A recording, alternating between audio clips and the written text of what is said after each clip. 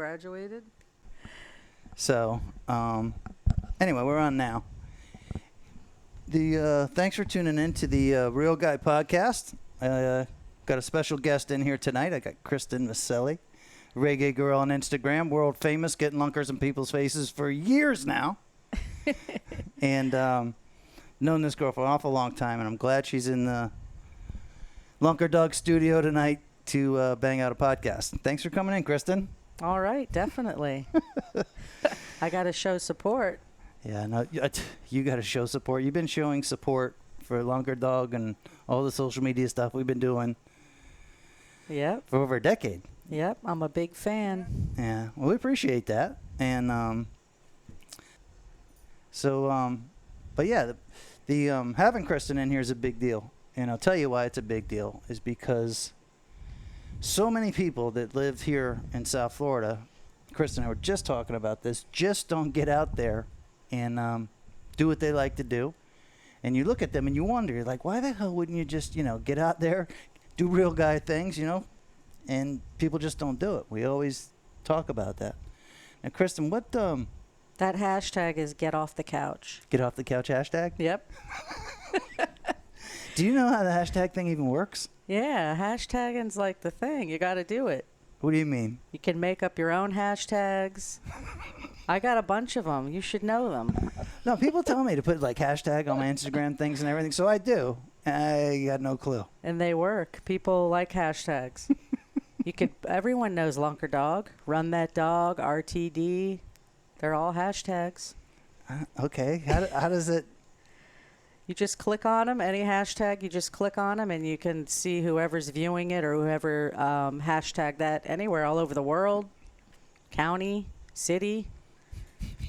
Just click right on it. I never click on hashtags. You got to click them and see, and you could see just thousands of people that have tagged Run That Dog or...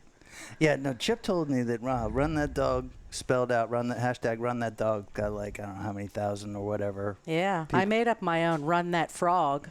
Does it work? Yeah. Topwater frog, Run That Frog. So, Kristen, now your kids are getting a little bit older now, but you're a mom of what, 2? 2. And how old are they now? My daughter will be 20 and my son's 11. Okay, so you still got an 11-year-old.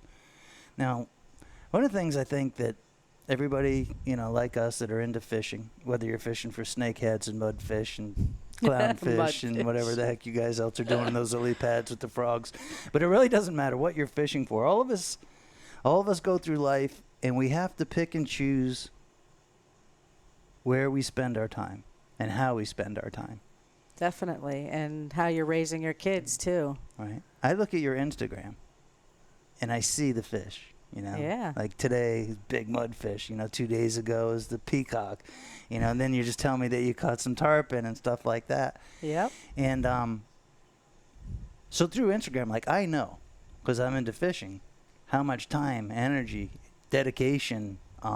Putting that time in. Right. That's another hashtag. Check that one out. Put the time in. Putting the time in. Now, how do you manage that with an 11-year-old? And how did you manage when you on social media? No, or just fishing. Well, you got to pay the bills. You got a job and everything. Yeah, you got to pay. Well, I carry all my fishing rods in the car. I stop wherever I see water. Take the time, get out of the car, fish. Take my kids with me. All right, so you'll just be rolling around and you'll see like a little body of water and I'll just stop and try to hit it. Yeah, see what's in there. So all right, so what do you get, the setups? You got your combos in the car? I got all my combos. I got my Lunker Dog rod. That thing slays the snakeheads. My boyfriend stole it from me, so he's kind of using it now, but yeah, I got that. So that's the Lunker Dog Pre-Pod series rod? Yeah. The smaller one? Yeah. And it's good for snakeheads? It's good for snakeheads, yeah. Why? Because it's, it's solid. It's got that fast action. You need a solid rod when you catch big snakeheads. Yeah, I've never caught a snakehead. What? I'll take you out. You'll catch a big one. You'll see what I mean. No, I see them. Everybody tells me they're badass, but I haven't done it. Well, you like tarpon, so you'll like snakehead too. I'm going to take you tarpon fishing soon. Yeah, let's go. You and the worm. I'm ready. You, me, and the worm. We're going to go out tarpon fishing in Biscayne Bay. Yes. And we're going to fish in the City lights. Now that'll be a good hashtag. What? Fishing with the Grom. No. What do you call her? The worm. The worm. Yep. The worm. Fishing with the worm. She's 13 now, and she still likes the nickname the worm. So I reckon it's gonna stick. That's great. And keep her in fishing, because that's great for girls. There's not enough girls representing. There are, but no, there's real not. girls. There's not. There's not. There's not enough representing. And one of the things that I get asked constantly, you know, like the kid goes to St. Anthony's, and then that's been my parish since, you know, I was a kid. And, you know, the other moms, especially moms, more so than the dads, believe it or not, that's what they want to know. They ask me constantly, you know, how do I, you know, keep the phone out of the kid's hand and the fishing rod in the kid's hand? Yep. Social media, Fortnite, all the games, they're all addicted to it. Right. And the moms, you know, they're having a problem with it. And they either, what I think the moms don't think that they can go out there and fish with the kid. Yeah. Well, they have to know how, because that could be like a very rough day fishing with kids who don't know how to fish. Well, yeah, but I mean, you know, like. That's like you said, putting in the time. You got to help them do tie the knots, put the bait on. But it's not a dad thing. My mom taught me first about fishing. We lived on a little mill pond in Massachusetts before we moved here. That's good. Yeah, if some of the moms want to fish and get their kids out there, that's great. She'd bring me down the hill. We put the bread balls on the bobbers and we'd catch brim, you know? Yeah. And, you know, that's where it started. And then, you know, thank God my dad got into the big time sport fishing. And then, you know, I was fortunate enough to have that. But I think a lot of the women out there think that it's a guy thing and that, you know. Yeah. Well, for years, women have been treated that way around fishing arenas, like earlier in the years, you know, thinking that women can't, you know, fish. Which is, yeah. It's a lot of work. You have to learn. It's a learning process all the time. I'm always learning. What do you think about, I'm not going to say the names, but what do you think about the G-string fishing chicks? I mean, does that bug you at all? It doesn't bug me in a way, like it's not a jealous way of talking about it, but yeah, they have great bodies, you know, they look good, you know, more power. I love a beautiful woman. I'm not going to deny that, you know. But some of the time you can just think, really, did they catch that fish? In my head, really, you want to know what I'm thinking? I'm thinking in my Kristen head is, holy shit, those girls their makeup looks so good. Their hair's perfect. Like, you know, if you just reeled in a freaking tarpon or a kingfish, you're going to be sweating. Right. Everywhere sweating. A little slimy down your and back. Right. You're not feeling too pretty. Your hair's blowing all salty. You're just been out there right, drinking. So you're giving those. What I'm saying is. You're giving them props for looking good. They look good. Yeah, they're pretty. The and some of them can fish. There's some hardcore girls I know can fish out there. Yeah, I mean, now there's some good-looking chicks that can fish, but it bugs me a little bit. It bugs a lot of people. It bugs me, and the reason it bugs me is because I know a bunch of chicks, well, not a bunch, but I know some chicks like you know, that are actually into the sport. They would do it if Instagram was never around. Oh, yeah, for sure. You know what I mean? Definitely. And I wanted to get them specifically on the podcast because, you know, what else can I do? I mean, it bugs me to think that, you know, my 13-year-old girl, because of Instagram, would think that a G-stringer has a perception of, you know, a good female fisherman. Yeah. Do you know who Sandra McMillan is? Sandra McMillan? Yeah. I want to get her on the podcast, too. You know, like, we run around our pickup trucks and everything. Uh-huh. And, you know, I got the 20-foot skiff and, you know, we're not exactly flashy. Not that Sandra's flashy, but she's got one of those 63 Spencers. Nice. Yeah, like the big fancy sport fish. And she likes to fish? Oh, my God, she's a fishing nut. So we should meet. You should meet. You should meet. I have one girlfriend who I fish with a lot. 2 girls that are like real girls. I should have brought them, but they're busy. Yeah, dude. But there's only 2 girls that really will go out and, you know, just hang out all day and fish and not complain. So you got 2 friends that are girls. 2 girls that slay. That will do that? Yep. That's pretty good. And they're good. They're great. A lot of guys don't have two guy friends. They could actually go out there and do it. And It's true. Well, everyone's so worried about being in someone else's spot. This whole social media thing. And it's like, you know what? Some of these kids, I read their Instagrams and I laugh because I'm like, I grew up here. Like, I know where the hell you are by the little bush in the behind you. Like, right? you know, people are just fighting over spots and there's so many fish, you know, just go and fish, have a good time. I don't know. That's the part that bothers me of social media is everyone is after each other. That's my spot. Your spot. I know that spot. It's like, of course you do. It's a small town. We all know the spot. You know the spot. I don't know. I think the way that kids post, let's say younger than 30, are a lot different than the way kids post older than 30. Not kids anymore, older than 30, but people. And like, I don't know. Like I see the kids post, and there's like this vindictive slyness to it that you just don't see, you know, with the older crowd, or at least not as much. Yeah, it's a different generation. And they actually think that they're like, they believe all of it. It's kind of nuts. And that's Yeah. another thing that bugs me about the G-string type chick fisherman. Because one of the things that I noticed, and this was like, dude, a while ago, 8-9 years ago, is, you know, having the YouTube presence and doing the YouTube videos where you really didn't think anybody was going to really see them. And then all of a sudden a whole bunch of people saw them, and there were a whole bunch of kids. And yeah, some of the watching all that. Yeah, and some of the videos we did were totally nuts. And the character that I played was totally nuts. And of course the kids loved it because it was totally nuts. But on the other hand,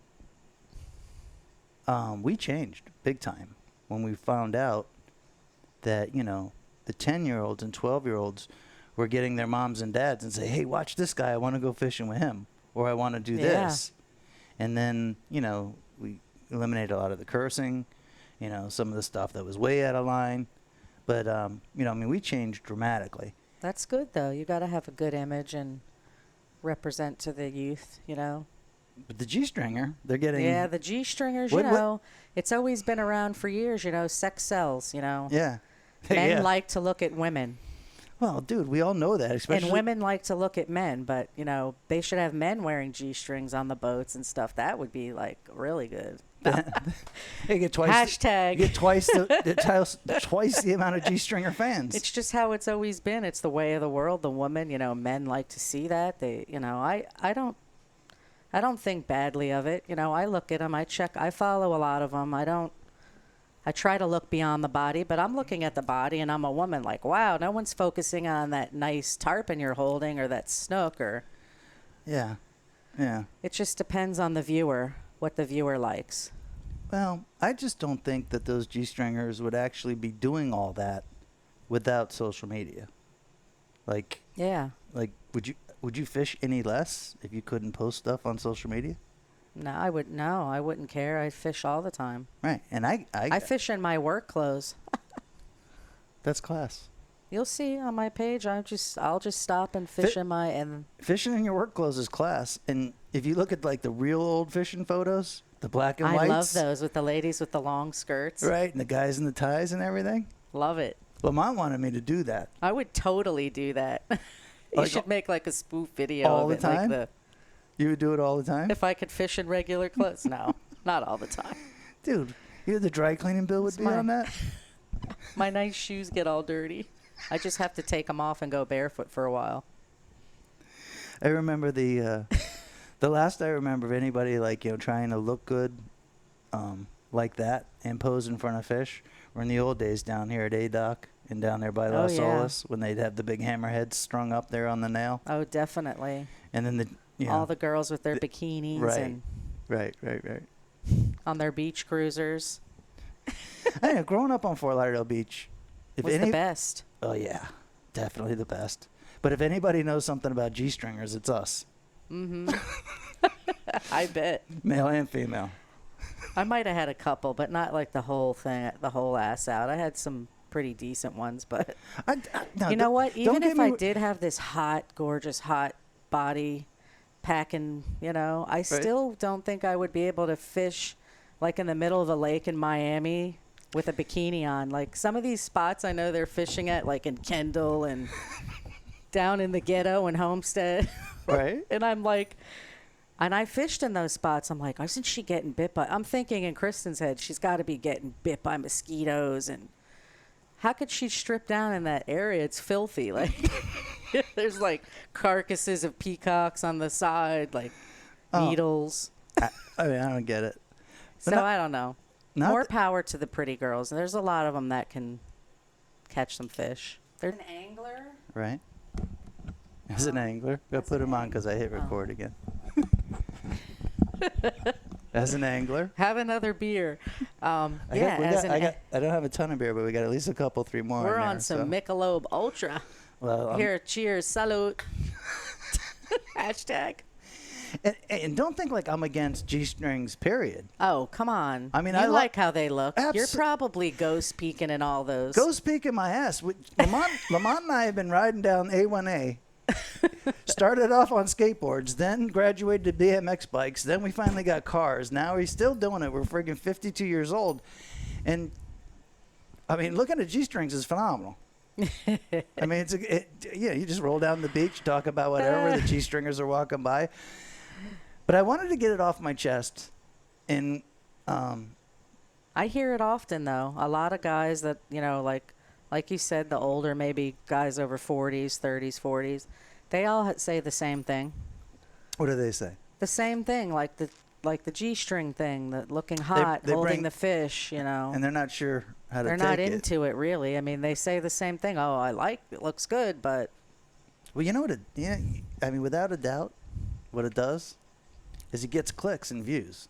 Of course. And then they're representing a brand or... Right. And every single one of those people, have that. And they're trying to make money doing that. Did you ever hear the O'Gorman story? No. But you know what? More power to the people that are making money on YouTube and they're doing their thing. I have mucho respect for everyone that's doing it. However they're representing themselves, whether it's good or bad. I mean, they're doing their thing and that's it. But... No, I wish them all the best. Social media, the world is right now is social media, and people have figured out how to make money on social media. So money is the root of all evil. Well, that's one of the reasons but people want money. Well, that's one of the reasons Lamont and I don't do so much YouTube anymore. Mm-hmm. Because that's a lot. That's a job. Well, like we did YouTube. Like, we were taking advantage of YouTube because we were catching these crazy fish in Fort Lauderdale in the boats, and then, we'd have our crazy slang and everything. And, great, we wanted to do YouTube. But we wanted to do YouTube because we were having fun, and Lamont was into shooting and into cinematography and all that. So, we just did it. It wasn't about, how many clicks can we get or can I make money about it? And I get it. If the mentality of it was different. But it was 2 different things. Like, Lamont's a content maker. The people that are surviving on YouTube are YouTubers. Yeah. So, like in fishing, without a doubt, if you want to be a YouTuber and make money from YouTube, you have to, G-string's good. Sharks are great. Catch a bunch of sharks. Goliath groupers are great. Catch a bunch of Goliath groupers. Rays, turtles, manatees, all phenomenal for views. Mm-hmm. Peacock bass fishing's good for viewing. Peacock bass is pretty good. But the more niche you get, like fly fishing for tarpon, the lesser the audience. Mm-hmm. And the further beat down that content gets because it doesn't trigger in the algorithms. So the more... I don't want to call it. Call it fake. I don't give 2 damns. What are they gonna do? I got no sponsors. Nobody can kick my ass or anything. I'll call it fake. So the more fake stuff is, promoted by Google or by YouTube, because it gets more views, so they can charge more per click. Exactly. And that's kind of the kind of way it's going. And the people paying for their ads running through and stuff. It's all a big circle. And then you wonder, like, why am I even doing this? Where before you did it because you touched people that were into sport fishing, boats, or whatever the heck, turned them onto the videos. Definitely. There's still some good watch out there, good videos here and there if you Google around. I'm not a big Google person. I do love Instagram. I like to see all the pictures, you know, keep in touch with what's going on out there. You know, I like nature, all that stuff. But the whole fishing arena, too, you know, that's fun on Instagram. Instagram, I think. I feel Facebook's more family. It's like my family page. Right. Like I'm not cursing. I'm not. Like I do very good on Facebook.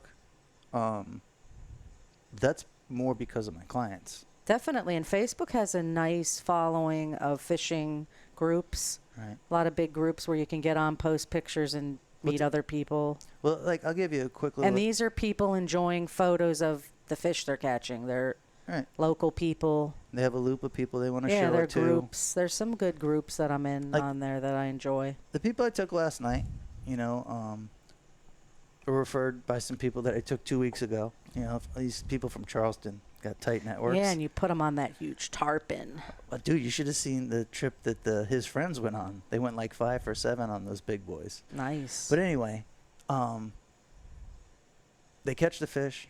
You put it on Facebook Live.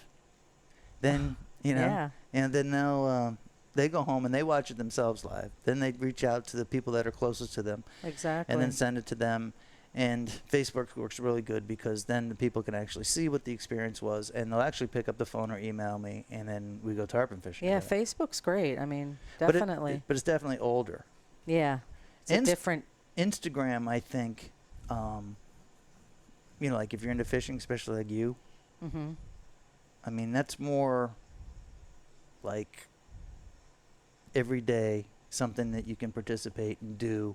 And then you can look back at your Instagram and be like, wow. You could go live on Instagram, too. Yeah, I'm starting to do some live Instagram stuff. My Instagram thing's blowing up, and I don't even know how to do it. Oh, my God. Like, I got to give you a lesson. I'm missing trips and stuff. I know all the tricks. They leave me they leave me messages. I see it like 3 weeks later. Oh, no. You'll pick up a lot of people on Instagram. Oh, heck yeah. There's a dude, I know some guys that's all they do is Instagram. But it just depends on the level you want to get to. You know, if you want a bunch of clients, if you want to just do it every day or weekend, or, you know, it's all the opportunities there for whatever level you're at. I wish this opportunity was there 10 years ago when I was starting, you know, to build the book. Because then it wouldn't have taken me 10 years to build the book. Exactly. And there's people that are just learning Instagram, and they're in their 50s. And So what's up with Reggaegerl? Where'd you come up with that name? Reggaegerl, well, Just because, like, you're the reggae I'm the fanatic? reggae. You know, I'm big. Just big reggae fan for years and years and years, like way, way back. Who's your fave? My favorite right now? Or a couple faves, maybe. I really like Stephen Marley. Yeah? I like some of the Marleys. A lot of Damian Marley's really good. I'm still old school. I still like my old school Gregory Isaacs and Boujou, and I like it all. You're like what? I'm pretty much roots girl. Yeah, you're kind of. I'm in the same. It's just been my thing forever, you know, my escape. Hold on 1 second. Want a fresh one? Yeah. Might as well. I love drinking beers and doing podcasts. Not quite as much as I love fishing. Pretty soon I'll be in a G-string on the table. No, just kidding. Just kidding, James. We get a different podcaster for that one. Mm-hmm. But no, it's true. Like, I like doing YouTube because that was the time Lamont and I got to spend together. And most people, like, you know, Lamont and I have been best friends since we were kids. Forever. Yeah. But, you know, the social media audience, they don't know that. No, they don't. Yeah. But one of the things I miss about YouTube is I don't spend all that time with Lamont. You know what I mean? It's a lot. YouTubing's a lot. You have to get the video, edit. Hours and hours and hours of just shooting. And then Lamont will go home and spend hours and hours and hours editing, putting in the music, and then, you know, making it right for Google and blah, blah, blah, blah, blah. But I think I missed that a heck of a lot more. Yeah. Yeah. I don't know. Do you expect I turned 51 the other day. And you start looking at life A little different. a lot different. Things that you thought were totally irrelevant, you realize now are some of the most important things in life. like the few real friendships that you might have, Yep. or like the. And think about how many really good ones do you have. I have 2 really good ones that have been for years, but it's just a different age right now. People growing up. I think two's. I think if And you, you I know think if you what? got two, Life that's good. is very short.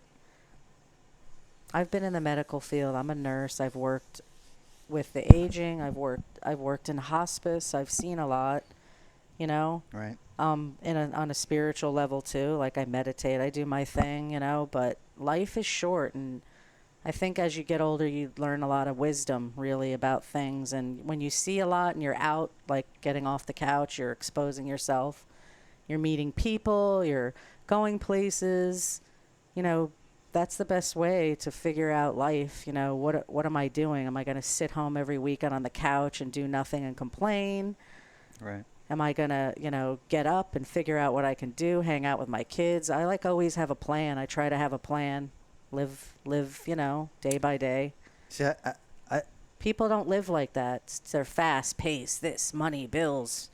I think there's a big message in that in reggae music. It's very positive. Right. It's a positive message. It's always positive, and if you're It's into, a vibe, yeah, if you're into reggae, it'll put you in a different state of mind. right. It'll put you in the state of mind that'll let yourself. And it's not like, oh, we're just smoking big joints all day and No, it's being a nothing reggae. about It's that. not about that. People, don't want to judge, put titles on things when they see, but, music is music. But I think you and I have the same taste in reggae music. Yep, definitely. But I tell you, I'm listening a lot more now that I'm older. Is like Nicole always liked Gregory Isaacs, so we played that a lot. But Barry's Hammond, Barris Hammond. like There's a lot of new good ones. I really like Jakir. I like all the, there's some really good stuff. Albarosi's old school, just saw him. And I go, you know what? I go to concerts. I've been going to concerts since I'm 15.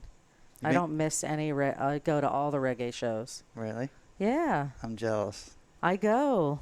Laura Van Epps, my friend Laura. Of course, I know Laura. We do not miss a show. I mean, Laura Van Epps. not because it's trendy and it's like whatever. It's like we've been doing it for so many years, Hold on and one it's an second. escape. I want them to know that Freshwater Rob is Laura Van Epps' brother. Yeah. Well, then you realize we're on this is the Real Guy podcast. These people know I love me Freshwater some Rob. Rob.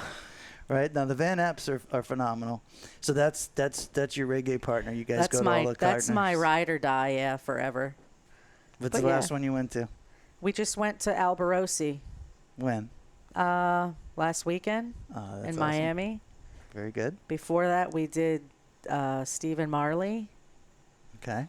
We did Stephen Marley, all the Marleys, the Kaya Festival. It's a big, huge, So you're getting a reggae in? It's all of Bob Marley's sons, and they all come together every year at the Kaya Festival in Miami, and they just represent their dad.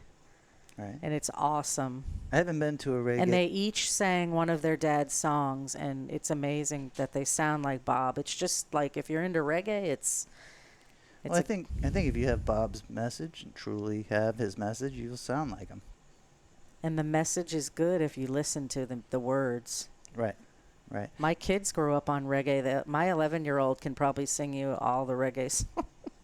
Well, I tell you where But I like it because the message is good in it if you listen. where we really where I really got to understand reggae was in the Abacos, because my dad bought the house there, and I was young, like. Yeah, that island vibe. Right. Well, and then you're listening to what the Bahamians are listening to, and then you come home, and then you're listening to what we're listening to, and then you go back and then you listen to what they're listening to, and you realize you miss that music. Mm-hmm. So then you bring it back with you. Definitely. And back then we were doing it on cassette tapes. So I like the know. band. I remember the cassette Do tape. you remember the cassette? Those were great. The band would be playing at the little tiki bar in Treasure Key where we had the house. Uh-huh. And they always had a full band that would play. Nowadays, you might, if you're lucky to get a one-man band. But anyway, they have a full band, and we would just record with the cassette because you couldn't get the music, and then we come home and we bring it. Yeah. And then we had it. So, and then of course the stuff that was coming out, you know, we would get. You know, They like the actually, Marleys and there's a stuff. guy offshore who's got a reggae fishing adventure you can go out on. It they play reggae, and it's I think it's offshore fishing. They have like jerk chicken, they feed you and stuff. So you do a. I have never done it, but it's a guy who's, I think, I want to say he's more north. I forget the name of it, but it's like the whole reggae fishing excursion thing. It's pretty cool. Are you sure he's not just like? No, he's a real fisherman. No, I'm not saying he's not a real fisherman, but is he just masking that Oh. maybe certain types of people might want to do that trip as opposed to another captain? Well, you know, reggae sells too, just like sex. I'm not talking about reggae. When people get on my boat and they want to know if they can smoke. Oh, if they want to burn one on the boat. So is that guy? Do you let them? No. I tell them I don't want to know what they're doing. We're live on a pod? No, don't say it. Well, I would just say I don't know what that's none of my business. They just ask, "Hey, you think we can burn one on the?" But I never bring it up, and I discourage it. It's not, it's not normal or anything like that. And I've had kids, burn one on the boat before, but yeah, it's not normal. But maybe that guy's charter. Maybe that's like a marketing angle for him, where he's like, "Hey, well, I'll get the 420 friendly crowd to go fishing with every day. Blast some reggae." I'm sure he's got the tourists in from West Virginia. They're like, "Oh, it's a reggae boat." Maybe he's a real Rasta captain. Like you roll up and homeboy's up there. They're making money. Is that guy local? I think so. I'll have to Google it. That's pretty good. That's pretty good. It is true, though. I've heard of him. Somebody sent me a picture of it a while ago, but I never looked into it. But he definitely has like a reggae fishing excursion thing. I got a pretty good reggae playlist on Spotify. Nice. And I took my time with it. That's good. Well, like people. We should play it later. I'll play it right now. The people they do those playlists, right? Mm-hmm. And they think they know what they want on there before they make the playlist. And I don't think that's the way you make a playlist. I'm not on Spotify too much. I do have a lot of stuff on there, but I've got the iPlay Music and iTunes. But you made your playlist on there. Mm-hmm. See, I think a playlist is like an evolution. And you can share it with other people, just like on Spotify. See, I think a playlist is I'm not gonna play my play. I'm gonna let you check it out. SoundCloud's cool too. I do Spotify and iTunes, and that's where the podcasts. That's where most of the podcasters are. We get the other platforms too, but the most people who listen to the podcast are iTunes and Spotify. All right. Now, of course, I can't find it. I told you, like I'm when it comes to the phone and stuff. First, I can't see anymore, so that's tough. And then I don't know how to use any of the apps. There it is. All right, here. Need a lesson. Check out my playlist. Oh, all right. Let's check it out. That's pretty. Oh, the first song is my Right, that's your dog. is my ringtone. Is it really? Night Nurse. Really? Call me and let it ring. It'll play. Night Nurse. It's all right. So That was meant to be. that's the first one on the playlist. All right. That's my tune. But that's I'm impressed. well, I'm just saying. I thought. Yellow Man, he's still around. Do you know Nicole and I got in the biggest fight at the Yellow Man concert down there? I think they call it Revolution now. I forget. Oh, you did. Oh, horrible. I don't want to get into that. Oh, no. But anyway, You probably deserved it. and that was probably one of the last reggae shows I went to. But Well, we'll go to one. All of us. Lamont and Busaka went to Burning Spear. I guess they were in town not too long ago. Oh, I maybe miss Burning Spear. They're the six. best. Yeah, and I missed it. But anyway, they went and they ran into a high school friend, Martha Bennett. You know Martha? Yeah, very well. She was there. So then they ended up hanging out and doing the thing. I love my Martha. Yeah. She was in my graduating class. Yeah, Martha's a great lady. Love Martha. Yeah. The you were telling me you got into the small tarpon the other day. Yeah, I did. Got my new John boat, took it out, treated myself at Bass Pro. I want to hear about the John boat a little bit. Yeah, it was nice. So I took it in there, second cast. I was just playing around with some light tackle, Right? and bam! thought I caught maybe a peacock or something. It was a slow pull at first, and then when I realized what I had, the tarpon just jumped up and flipped around. It was nice. Probably like 20 pounds, maybe 25. And how long you had the John boat? I just got it last Saturday. So you got the John boat last Saturday, and then I took it out the next day. and that's when they got the tarpon. Yep. That's class. Yep. See, that's real guy stuff. But I lost that thing, man. I was pouting like the whole day, and then we hooked on another one, jumped it, but we made up for it. We caught a bunch of peacock, bass. Well, if you want to tarpon fish a lot, Yeah, you're gonna take me. right? I'm gonna take you, me, you, and the worm, but you can't pout I won't pout. because it never ends with the tarpon. I They keep know. doing that to They're you. smart. Well, they're badass, and they keep kicking your ass, and it doesn't matter how long you fish for them. Even those little 25-pounders, they're fun. Oh, they're the best. And I had it close to the boat. I'm like, all I'm thinking in my head is if I land this thing on this light tackle, I'm gonna be happy, and spit it right out. I think heaven is probably a 12-foot John boat and a 20-pound tarpon.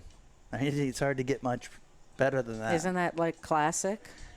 Yeah, that's Yeah. That's my perfect day. That's my idea of a perfect day. so. Now, how do you do the John boat? You trailer the thing around like on a trailer? No, we put it right in the back of the truck So and it fits in the truck. it fits in the back of the truck. It's a 12-footer. I used to have one that would fit in the back. Got of a the little truck. trolling motor. And that's all you need. Yep. That's cool.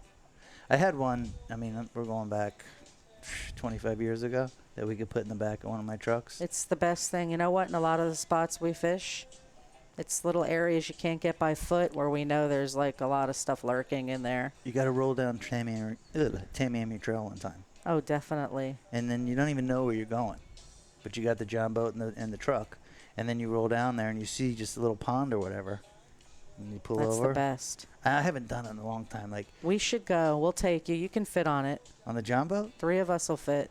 Hey, you know where Might be a little tight, but you were telling me you're fishing with Brian Sanders, right? yeah, Captain Sanders. Yeah, that guy's a nice dude. I love me some Brian. You know, Yeah. I've gotten to know him pretty well. I mean, Great fisherman. I shouldn't say I gotten to know him pretty well. Anyway, he did LonkerCon here. What was that? I remember I saw him Right. at the last one. I'm and like, I got to know him. And I guess Mike Lambrex from the CCA constantly fishes Mhm. with Sanders. So Sanders, we wanted to get on the podcast, or at least Mike was asking him. definitely. Right. Mike was like, dude, tell Sanders to get on the podcast. And then Sanders was like, well, have him go, let's go fishing, and then we can talk about the day's fishing on the podcast. Nice. Well, I don't know if he can just sit around and bullshit like you and I are doing. Yeah, I mean, it's kind of natural because I know, because we've known each other for so long. Well, and well, I've only given one of those pre-pod rods to anybody. The rod? Yeah, I love it. and the reason I wanted you to have it is because I knew that you were would use it, and that you're going to be running around there and actually Yeah. fishing with it, It's as opposed great. to it sitting in the closet somewhere and then bringing it out to brag about it every once in a while. Carry it everywhere. But like I said, James kind of stole it, so he's been using it. But we share it. It's all good. It's all good. You got to share everything, especially when it comes to fishing. Definitely. I don't even think I've used one of my own rods, and God, it's got to be going on a year now. There's so many here. Yeah, but these are for my clients. Except you see the big ones. Those are Fenor. Those are some Mac Daddies. Those are 30s and 50s. I'm going out with Norm Beckoff on the 12th Really? to try to catch a blue marlin off the coast here. And Do you need me to do the videoing? if you want to go, you're more than welcome. Because right now it's just him and I. I will totally go. June 12th. I want to say it's a Wednesday morning, and I don't have to fish on the 11th. I'm not going to book the 11th. And what are you guys going for? We're going to target blue marlin. Wow. It's really not that big of a deal out here. There's plenty of them out there to be caught. Have you ever caught one? I've never. I have never even caught a sailfish, and I live in Fort Lauderdale. I did so much marlin fishing when I was a teenager and into my 20s that I almost burnt myself out on it because my dad was big into it. That's great. Yeah. Plus, you got to know people that have boats and are doing the salty thing. I would love it. Well, growing up, I just did a ton of it. and then I did the tarpon and snook stuff. Yeah. Goofing around on our bikes and things like that. Now the tarpon Exactly. and snook stuff is like almost. And you can still goof around or walking around and just catch a tarpon Right. which is the nice thing, a little more brackish water, Right. freshwater snook. We catch them a lot. But this whole podcast is kind of cool because it goes back. Like, we can talk on and on about stories and what we use and where we go and the John boat and the pickup trucks. And the other fools are sitting home and they're doing nothing. Nothing. A lot of people. We talk about this all the time at my house. What do you think the percentage of people that actually do shit compared to the people that don't? And I don't mean like occasionally do something. I mean either like a hobby. You either do stuff or an outlet. I call it an outlet. What are people's outlets in life? It's an outlet. Like, how do you unwind? What gets you, what gets your motor ticking? What gives you, what makes you happy? Well, are they doing stuff that we just don't relate to? Maybe, or are they just doing possibly. nothing? Not everyone relates to fishing, so. Oh, not everyone. Not, my mom's always like, "You're going fishing again?" Yeah, that's what I'll go. So I go up to University of Connecticut, right? And I'm on the football team there. I'm like the only dude. Oh, Ashton Mascarenas was also there. Oh. You remember him? Yeah. Do you? Yeah. But anyway, the only Florida kids up there. And I would explain to the kids on the football team when I go home on the summers that I work taking people fishing or doing marlin tournaments. And they're like, "What do you mean?" I was like, as I go home, then these marlin tournaments come, and then you get on the boat, and then you go to work, and then you take people marlin fishing. They could barely get it. Like, they didn't get it. It couldn't register in their head. Like, what do you mean? That's what you're going to do for work this summer. They're like going to work at like Roadway Package, filling trucks and stuff. And I'm telling them we're doing fishing, and they don't even comprehend. Right. So talking about people don't relate. People it's a different really, world. They're laid back, Connecticut. But I'm not buying the fact that they're doing stuff that I can at least from an outsider look in and say, "Oh, okay, that's what they're into." Well, let me check out their Instagram and see what they're doing. They're doing nothing. Not much. I'd say it's 80-20. 80% of the people out there That's a good, I'd say. 80-20? I'd say 80-20 is good. And I know a lot of people. You're like a social bug. I'm social. I grew up here. I've marketed in this town for years. I just know a lot of people. And Lisa's your twin sister. Yeah. Right? Lisa, my and twin. And she's social. So between the two of you guys pretty much know everybody. We do. You guys well, do. You know why that is? I tell people because when we were young growing up, my mom was a single mom of 3 girls, 2 twins, and my dad left. Right. Left her with 2 twin babies, 3 months old and a 3-year-old, and she raised us alone in Fort Lauderdale. And she was tough, from Brooklyn, Italian, powerful lady you didn't mess with. I still don't mess with her. Good thinking. My wife's that way, I don't mess with her neither. Yeah, right? Yeah. We grew up, kind of poor. My mom, we had not much, so my mom had to get 2 jobs, and she always made everything really fun, and we were doing things, making money that we didn't think were like selling people's garbage at the flea market, stuff like that. And she raised us that way to just get out, be around, be around people. And then she got into real estate because she figured out how to make money doing that. So we moved every year. And we never lived in one house. So I think that's how I look at it, that I know so many people because I've lived in every neighborhood in Fort Lauderdale. Maybe that's the reason you know so many spots. I lived also. in this neighborhood. I used to live on 17th Road. See, I didn't know, where all you went. I just knew you were local. And that's how I just grew up here, just meeting so many people. For the longest time, I got you and your sister confused.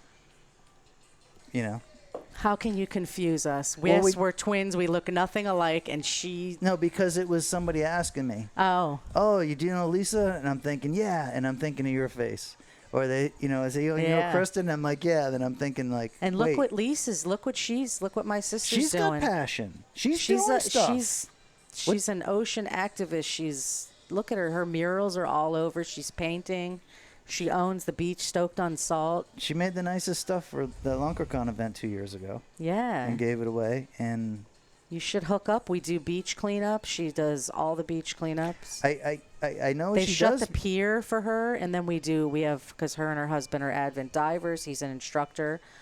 They have all the people coming over by the, what's that place? The Windjammer there? Right. Right, it's just a little bit by Commercial Pier. Well, I'll bump into her in the summer when we're fishing Yeah. the beach and stuff. But I pay attention to her Instagram, so I know what the heck, Stoked on Salt, I check out what she's doing. Reggaegerl, I check out what you're Yep. doing. 80% of the other people, nothing. And we're out there. We're out there doing our thing. Yep, 80% of people are, what are they doing? And that's one of my slogans. Real guy. Real guys doing real things. Definitely. Real guys helping other real guys. Because I think, well, of course in fishing, you see one guy like really trying and he's working at it. So, you lend him a hand. Mm-hmm. Maybe you give him bait one day. Maybe you give him a tip or whatever. Or whatever. If he's working hard, you're going to help him. And I think probably the other sports, the other passions, the other hobbies that people have, there's something about working hard that breaks down all barriers and makes one person want to help the other. Definitely. Because you can just see each other and Mm-hmm. What they're doing. You know what they're going through. You felt it. You do it yourself. You got to give. You got to help people out there. Yeah, it's a real guys helping real guys. I mean, that's what we always say at our events and our podcast and anything else that we've always done. And You're going to always have your haters out there. There's always haters. There's always people. that's a big topic. Haters. The hater issue is like a big topic for a lot of people. I listen to a lot of the different podcasts and they talk about, how you handle the hate and all that. Well, 80% are the haters. Okay. I say it's 50-50. I say if you don't Yeah. have haters, then you're losing half your audience. Yeah, I know it's true. I know 50%. The haters tune in the most. Right, dude. I got no problem with somebody hating on me. You know what I mean? But if you're gonna hate on me for the right reasons. You know what I mean? Definitely. I mean, all right. So like I got like a bad tooth. Say something about the bad tooth or whatever. But don't hate on my fishing.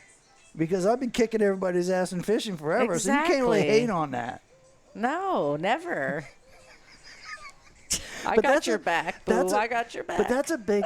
See how we're laughing about it? That's a big topic on people's podcasts or people's interviews. But they talk about how do they handle the hate. Dude, I laugh at the hate, There's haters.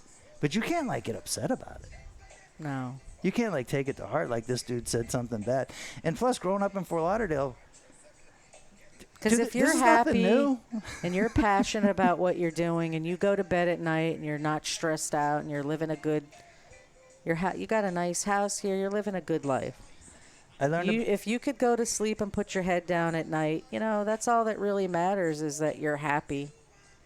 Who cares what the haters think? You know where I really learned about hating in an early part of my life? When I transferred from Fort Lauderdale High School to St. Thomas Aquinas. I basically transferred because I wanted to be in their sports system. Mm-hmm. You know what I mean? And then as a junior, I ended up doing pretty well there. And then there was a bunch of kids that were already on the team. At Lauderdale? No, at St. Thomas. So when I transferred over, I started playing and stuff. And they didn't. And it was socially hard. Yeah. Because they hated it. But you were popular. You were You were quite the ladies' man. Oh, yeah, quite the ladies' man. But the same chick. I love her. You have the best wife. But but I meant, you had the look. You were in shape. You were always friendly. Always tried to be friendly. Always tried to be friendly. But, I don't know. Middle school, I was more like the ladies' man. I was always friends with them all. Dated them all for a little while. Did you go to Sunrise? Yeah. And Bennett for? I went to Walker. Oh. See, I did Bennett, Sunrise, Lauderdale. So I grew up on Los Olas. Right? And if you didn't go to private school, You were looked down upon. no. Well, there was nobody here to look down upon you. There was hardly anybody here. But if you went to public school, you went to Walker Elementary if you lived on Las Olas. So there was that's right. Yeah, there was one bus that would come down Broward and then come down Las Olas, pick up the 9 or 10 white kids that went to Walker, and then drop us off at Walker. So I went to Walker. That was 98% black, and then I played football at Holiday Park. I used to play tennis there. Well, with Chris Everett's dad was my coach. That's another subject, but even today, Holiday Park football is all black. But anyway, between Walker Elementary and Holiday Park football, by the time I went to Sunrise Middle School, which was like 50-50, I knew all the black kids because I went to elementary school and I played football at Holiday, and then all the other white kids that I met that lived, through Victoria Park, and I had to Sunrise is still like that now because you're drawing people from Sunrise, and then the districts here. The districts are all weird around Yeah, here. they're weird. But now that people know how to jump through the hoops a lot better. And school, whether people say every school's bad, this school's bad, this school's bad, people have all had their experiences in school, whether they like it, if their kid did bad at one school. So I think just teaching your kids to deal with all the different personalities and the bullies and keep them up to date on just... I got to teach, not necessarily... You know what? You can't sugarcoat these kids these days. They know more than you think they know. They know a lot. And thank God I have my daughter. She shared a lot with me. We're very close, so I was fortunate. Did any of your daughters ever take stuff from social media to heart? Do what? Take criticism from social media to heart, where it hurt them? Yeah. Yeah. My kid's only 13, and I see it happening. Well, they bully up. These young girls bully up on each other, and it's bad. And they do it through social. Yeah. Social media. That's why you have to keep kids outside. See, that's crap. See, when we were kids, the same stuff would happen.